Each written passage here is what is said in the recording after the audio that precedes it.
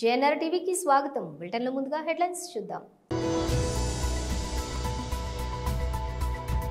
Venkatagiri incharge Nedurumalli Ramkumar Reddy press meet.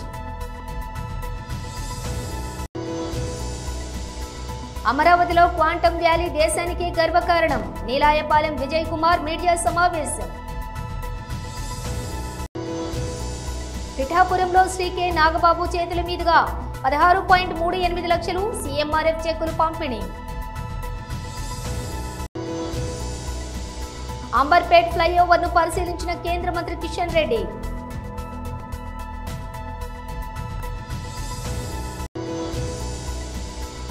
Telangana భవన్లో BRS నాయకుల press meet.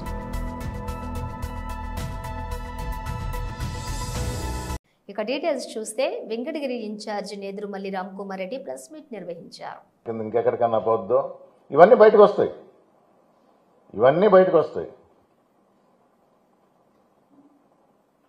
ఈరోజు చాలా తెలివైన వాళ్ళం, మమ్మల్ని ఎవరు పట్టుకోలేరు,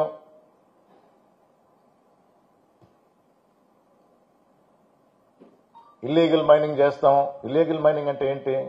అఫీషియల్ మైన్స్ దౌర్జన్యంగా తీసుకున్నారు.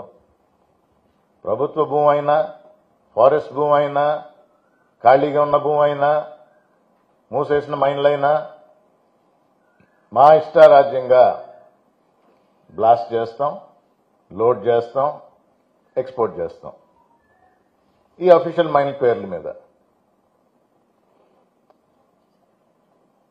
నేను ఇప్పుడే చెప్తున్నాను, నేను ముందరే చెప్తా, జరిగేది చెప్తాను, జరగబోయేది చెప్తా. మీరు వినుంటారు,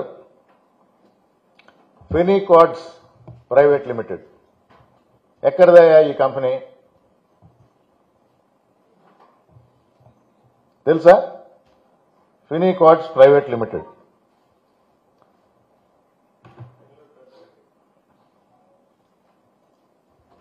పేరు లేదా?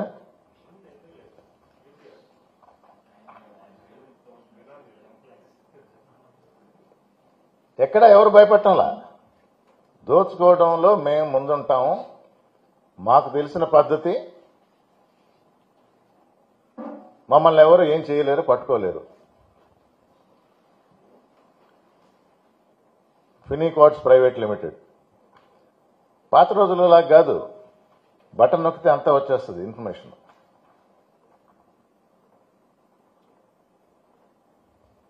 డేట్ ఆఫ్ ఇన్కార్పొరేషన్ అంటే ఈ కంపెనీ స్టార్ట్ చేసిన డేట్ 20వ తేదీ జనవరి 2025 ఇన్ఫర్మేషన్ ఉంది. మొన్న జనవరిలో స్టార్ట్ అయింది.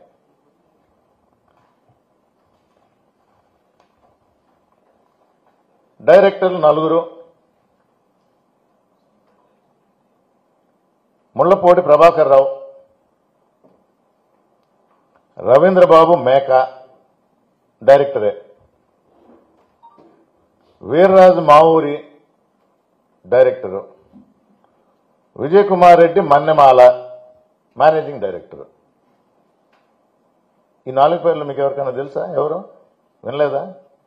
కొంచెం పరిశోధించండి. మేనేజింగ్ డైరెక్టర్ మన్నెమాల విజయ్ కుమార్ రెడ్డి, మిగతా 3 డైరెక్టర్లు. మీరు కూడా. అమరావతిలో క్వాంటమ్ వ్యాలీ దేశానికే గర్వకారణం. నీలాయపాలెం విజయ్ కుమార్ మీడియా సమావేశం. అందరికీ నమస్కారం అండి. అమరావతి సంరంభం నుంచి మనం కొద్దిగా బయటకు వస్తున్నాం. నిన్నటి బ్రహ్మాండంగా జరిగిన సభ దగ్గర నుంచి ఈ సభ కంటే ముందుగా ఒక 2-3 గంటలు ముందుగా, అంటే నిన్న పొద్దున మనందరం ఈ అమరావతి సంభ్రమంలో బహుశా పూర్తిగా దృష్టి పెట్టలేదేమో. ఒక ఆంధ్రప్రదేశ్కి అత్యంత ప్రతిష్టాత్మకమైన సంస్థను అందించే ఒక బ్రహ్మాండమైన ఎంఓయు అనేది జరిగింది నిన్న పొద్దున్నే. ఏంటంటే హైటెక్ సిటీ మనందరికీ తెలుసు. హైదరాబాద్లో చాలా ప్రతిష్టాత్మకంగా చంద్రబాబు నాయుడు గారి ఆధ్వర్యంలో జరిగిన హైటెక్ సిటీ అమరావతికి రాబోతుంది.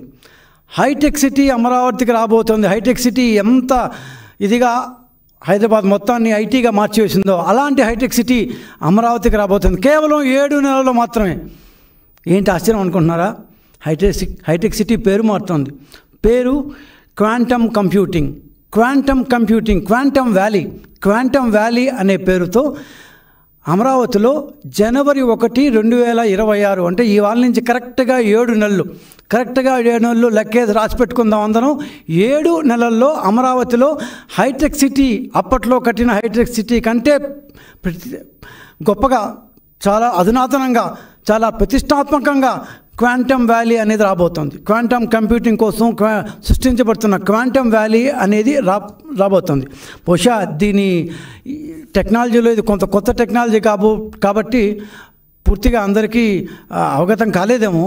ఈ క్వాంటమ్ కంప్యూటింగ్ అనేది ప్రపంచంలో అత్యంత అధునాతనమైన టెక్నాలజీ. ఈరోజు మనం వాడే కంప్యూటర్ల కంటే, మనం వాడే సిస్టమ్స్ కంటే 100 రెట్లు ఫాస్ట్గా పనిచేసేదే క్వాంటమ్ కంప్యూటింగ్ అనేది.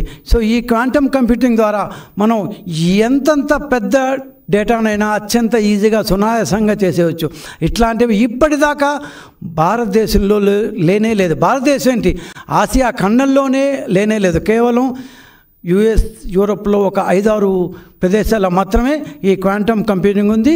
ఒక రకంగా కేవలం నాసా, గూగుల్ లాంటి వాటికే పరిమితమైన ఈ క్వాంటమ్ కంప్యూటింగ్ వితిన్ 7 months 7 నెలల్లోనే ఆంధ్రప్రదేశ్ అమరావతిలో జనవరి 1, చంద్రబాబు నాయుడు ఎంత ధైర్యంతో తేదీ కూడా చెప్పేశాడు.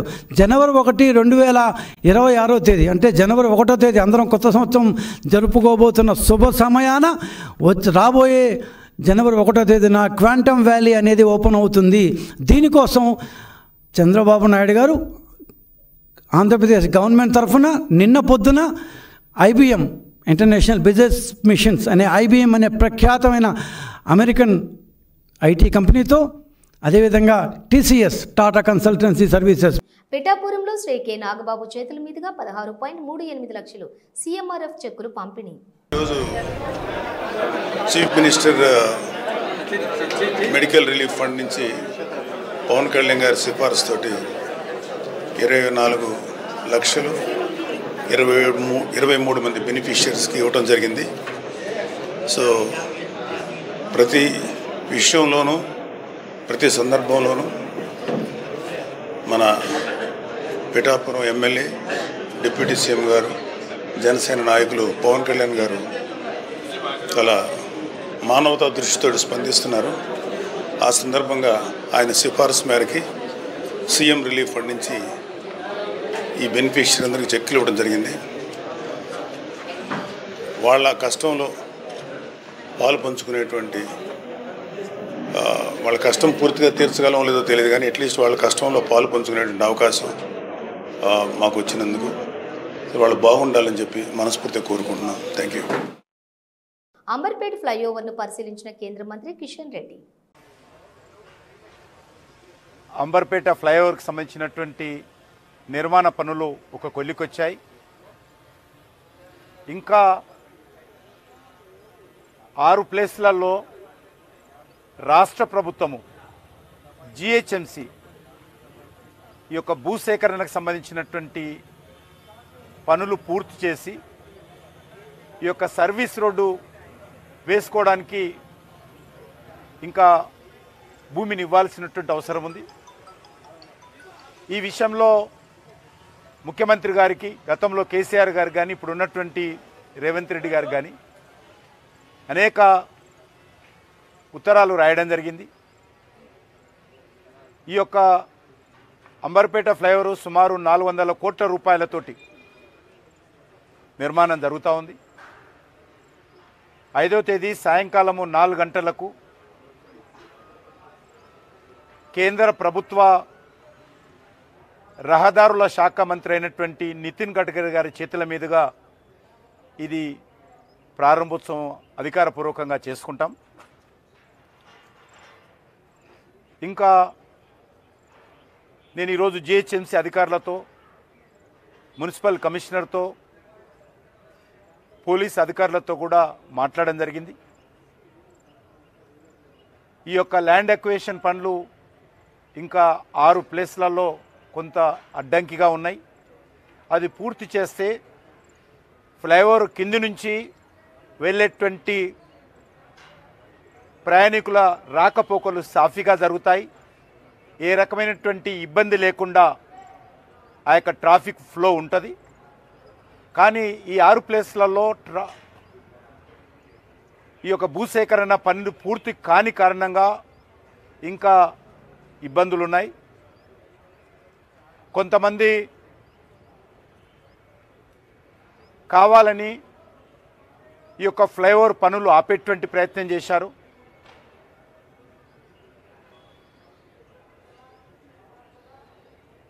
జిహెచ్ఎంసీ భూసేకరణ చేస్తున్నప్పుడు ఒక ఇంట్లో 2,53,00,000 రూపాయలు తీసుకొని ఆ స్థలాన్ని ఆ ఇంటి యజమాని జిహెచ్ఎంసీకి హ్యాండ్ ఓవర్ చేసిన తర్వాత అది జిహెచ్ఎంసీ అధికారులు డిస్మెంటల్ కూడా చేశారు. చేసిన తర్వాత మరి కొన్ని రాజకీయ పార్టీలు ఆ స్థలంలో మరేదో కట్టడం ఉందనేటువంటి సాకుగా బూచిగా చూపించి భయపెట్టించి ఈ యొక్క ఫ్లైఓవర్ పనులు ఆపేటువంటి ప్రయత్నం చేశారు, ఇంకా చేస్తున్నారు. దీన్ని వెంటనే ప్రభుత్వము, రాష్ట్ర ప్రభుత్వము దీనిపైన కఠిన చర్యలు తీసుకోవాల్సినటువంటి అవసరం ఉంది. సమస్య సామరస్యకంగా పరిష్కారం చేసుకోవాలి. ఈ యొక్క రోడ్డుకు తెలంగాణ భవన్లో బీఆర్ఎస్ నాయకులు ప్రెస్ మీట్ నిర్వహించారు. 49 లక్షల బేల్స్ పత్తి పంట ఉత్పత్తి అయినట్టు వ్యవసాయ శాఖ ప్రకటించింది. అందులో 41 లక్షల బేల్స్ పత్తిని కాటన్ కార్పొరేషన్ ఆఫ్ ఇండియా మద్దతు ధరకు క్వింటాలకు 7,521 రూపాయలు చెల్లిస్తున్నామని చెప్పి బ్యానర్లు పెట్టి కొనుగోలు చేసింది. 25 లక్షల మంది రైతులు పత్తి పంట వేస్తే 49 లక్షల బేల్స్ ఉత్పత్తి జరిగితే 41 లక్షలు సీసీఐ కొనుగోలు చేసినట్టు సీసీఐ ప్రకటిస్తే 25 లక్షల మంది రైతుల సంఖ్యకు గాను 6,30,000 మంది రైతులు మాత్రమే సీసీఐకి అమ్మినట్టు ఆ 6,30,000 మంది రైతుల వివరాలు వాళ్ళు ఆన్లైన్లో పెట్టారు. 6,30,000 మంది రైతుల ఖాతాలలో మాత్రమే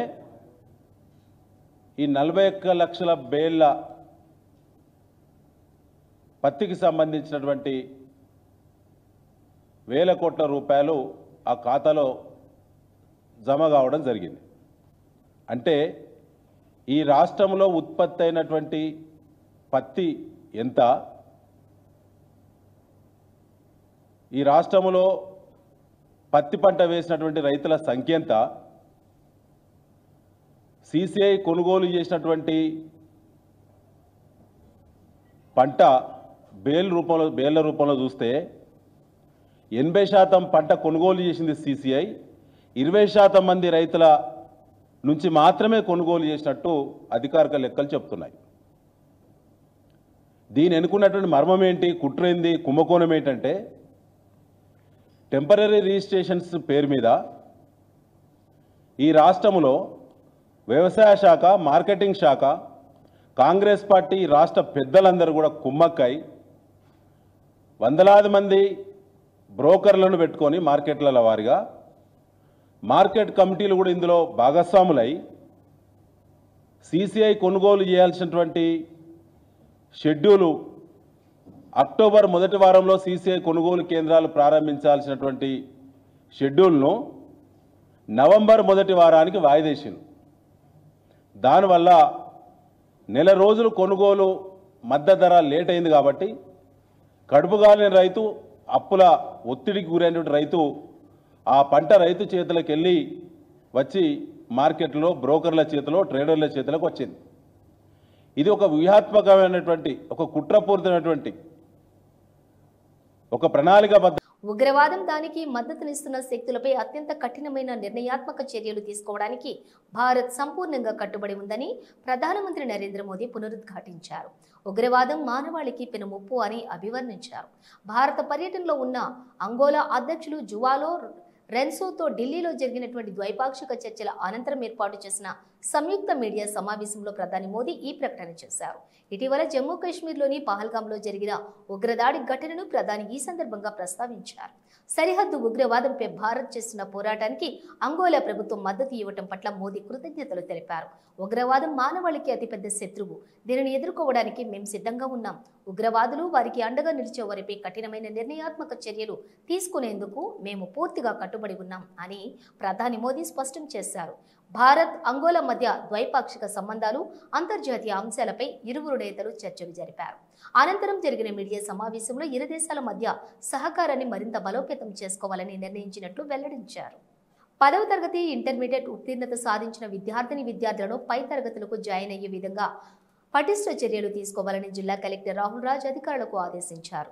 శుక్రవారం కలెక్టరేట్ కార్యాలయం వీడియో కాన్ఫరెన్స్ హాల్ నందు మండల విద్యాశాఖ అధికారులు, జూనియర్ కళాశాల ప్రిన్సిపల్స్ తో కలెక్టర్ సమీక్షించారు. ఈ సందర్భంగా కలెక్టర్ మాట్లాడుతూ, ముందుగా కార్పొరేట్ పాఠశాలలు, కళాశాలలకు ధీటుగా ప్రభుత్వ విద్యా ప్రమాణాలు మెరుగుపడుతున్నాయన్నారు. 10వ తరగతి ఉత్తమ ఫలితాలు సాధించిన సందర్భంగా ఎంఈఓలకు శుభాకాంక్షలు తెలిపారు. ఇంటర్మీడియట్ ఫలితాలు ఈ విద్యా సంవత్సరం మెరుగుకు సలహాలు, సూచనలు అందించారు.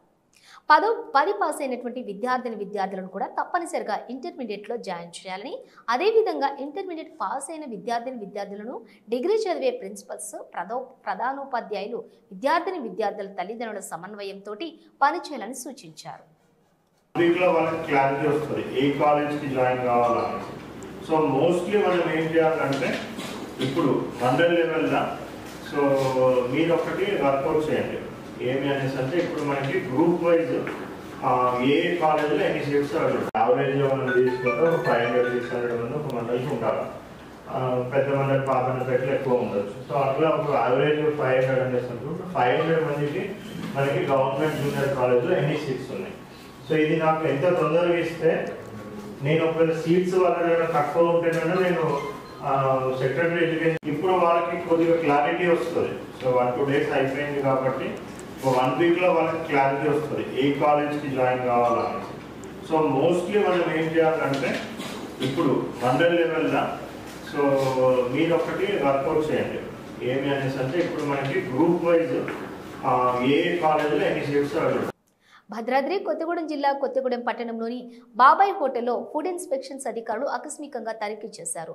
హోటల్లో వంటగదిలోని వంటలను, ఫ్రిడ్జ్లోని సరుకులను క్షుణ్ణంగా పరిశీలించి నాణ్యతా ప్రమాణాలు పాటించడం లేదని హోటల్ యాజమానిపై ఆగ్రహం వ్యక్తం చేశారు. హోటల్లో వాడుతున్న ముడి సరుకులను పరిశీలించి ప్రజల ఆరోగ్యాలతో చెలగాటం ఆడితే చర్యలు తప్పవని సూచించారు. వ్యాపారం ముడుపులు 6 కాయలుగా నడుస్తున్నప్పటికీ హోటల్లోకి సంబంధించినటువంటి పాత్రలు లేకపోవడంతో అవాక్కైన అధికారులు హోటల్ యజమానికి షోకాజ్ నోటీసులు ఇచ్చారు. అనుభవంతో మేము అక్కడ కంప్లైంట్ పెట్టినాం కాబట్టి వచ్చింది. గతంలో మేము ఇక్కడ టిఫిన్ చేసిన తర్వాతకి అనీజీగా అనిపిస్తే 2 రోజుల తర్వాత మేము హాస్పిటల్కి పోతే మాకు అది వచ్చేసి ఫుడ్ పాయిజన్ అని చెప్పారు. దాని తర్వాత మేము పోయి ఏంటి అని అడిగితే వాళ్ళు చూపెట్టే ఫుడ్ ఇంతే ఉంటుంది, ఇంతకంటే మేము మంచిది పెట్టలేము, మా దగ్గర ఇదే ఉంటుంది, ఇష్టం తినండి లేకుండా లేదన్నారు. అదే కాకుండా అదే బాబాయ్ హోటల్లో రైతు బజార్లో ప్రజలందరూ ప్రజలు అడ్డ మీద అమాలీసు అందరూ అదే ఫుడ్ తింటారు. వాళ్ళకేమైనా రేపు పొద్దున అనారోగ్యం జరిగితే ఎవరు బాధ్యులు? దాని గురించి కంప్లైంట్ పెట్టాము. ఫుడ్ సేఫ్టీ ఆఫీసర్ వచ్చిండ్రు. వాళ్ళ దగ్గర లైసెన్స్ ఏమి లేవు. ఫుడ్ సేఫ్టీ లైసెన్స్ అసలే లేదు వాళ్ళ దగ్గర. ఫుడ్ లైసెన్స్ లేదు. ఓకే, ఫుడ్ లైసెన్స్ లేదు. దాని ప్రకారంగా ఏంటి అని అడిగితే మా దగ్గర వాళ్ళు ఏం లేదు, తెల్లముఖాలు వేసేసారు. వచ్చిన ఆఫీసర్లు మరి ఏమి చేసిండ్రు, ఏం చర్యలు తీసుకుంటారు అనేది మాకు ఇంతవరకు ఏం చెప్పలేదు. దాన్ని బట్టి ఆఫీసర్ చర్యలు తీసుకోవాలి. అదే కాకుండా వాళ్ళ దగ్గర ఉన్న టీ వచ్చేసి ఒక టీ వచ్చేసి 20 రూపాయలు తీసుకుంటారు. ఆ టీ నాణ్యత వచ్చేసి 2 రూపాయలు కూడా పడదు. నీసు వాసన వస్తుంది, నీళ్ళ టీ. అది ఏంటి అని అడిగితే మా దగ్గర ఇదే ఉందని చెప్తారు. మరి వాళ్ళంతా నిర్లక్ష్యంగా ప్రవర్తించడం, రోడ్డు మీద వ్యాపారం చేసుకోవడానికి అర్హులు కాదు వాళ్ళు. అది కాకుండా ఆ హోటల్ వచ్చేసి వెనక డ్రైనేజ్ వాటర్లో పెట్టేసి మంచినీళ్ళ కింద సరఫరా చేస్తారు. వెనక ట్యాంక్లో ఉన్న వాటర్ ఎట్లున్నాయో తెలియదు, ఎన్ని రోజులు కూడా క్లీన్ చేస్తారో తెలియదు. అది కాకుండా వాళ్ళు వచ్చేసి కూలింగ్ వాటర్ అని పెడతారు, దాంట్లో పురుగులు ఉంటున్నాయి. వాళ్ళు పనిచేసే వ్యక్తులు 4 ఉన్నారు. వాళ్ళకి కనీసం బాధ్యత తెలియదు. వాళ్ళకి మినిమం కామన్ సెన్స్ కూడా లేదు. వాళ్ళు చేతులు ముంచి నీళ్ళు తీసుకొచ్చి రోడ్డు మీద పెడతారు. వాళ్ళు రకరకాలుగా ఉన్నది ఆ హోటల్ గురించి చర్యలు తీసుకోవాలని చెప్పేసి మా కూల్లేని యూత్ తరఫున నేను వాళ్ళని కంప్లైంట్ పెట్టి అడగడం జరిగింది. ఇవాళ food safety officer district officer వచ్చారు ఇవాళ, కానీ ఏం చర్యలు తీసుకుంటారని చెప్పలేదు. అది కాకుండా ఆ హోటల్ సింగరేణి రూమ్ ప్రకారంగా నడుస్తున్నాయి. మళ్ళీ వాళ్ళు మున్సిపాలిటీ పరిధిలో రోడ్డు బయటకు వచ్చేసి షెడ్లు వేసుకున్నారు. యథేచ్ఛగా అడిగేటోళ్ళు ఎవరు లేరు. ప్రెస్ వాళ్ళు అడగడానికి వెళ్ళినప్పుడు వాళ్ళ మీద దౌర్జన్యం చేస్తారు. మీకెందుకు, మా ఇష్టం మేము వేసుకుంటామని చెప్తారు. మరి ప్రెస్కి సమాధానం చెప్పక, ప్రజలకు సమాధానం చెప్పక వాళ్ళు ఏ రకంగా విచ్చలవిడి వ్యాపారం చేస్తారు వాళ్ళు? ఇది అడిగేటోళ్ళు ఎవరు అసలుకి? సో దాని ప్రకారంగానే ఇవాళ అడగడం జరిగింది. ఏం జరుగుతుంది, తరుపతి న్యాయం మీరే చేయాలని కోరుకుంటున్నాం. బులెటిన్ ముగించే ముందు హెడ్లైన్స్ మరోసారి. Venkatagiri incharge Nedurumalli Ram Kumar Reddy press meet. అమరావతిలో క్వాంటమ్ వ్యాలీ దేశానికి గర్వకారణం. నీలాయపాలెం విజయ్ కుమార్ మీడియా సమావేశం. పిఠాపురంలో శ్రీ కె నాగబాబు చేతుల మీదుగా 16.38 లక్షలు సీఎంఆర్ఎఫ్ చెక్కులు పంపిణీ. అంబర్పేట్ ఫ్లైఓవర్ను పరిశీలించిన కేంద్ర మంత్రి కిషన్ రెడ్డి.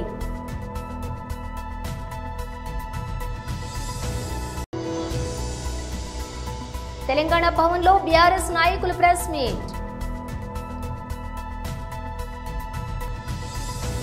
ఇవి బులెటిన్ విశేషాలు. మరో బులెటిన్తో మళ్ళీ కలుద్దాం.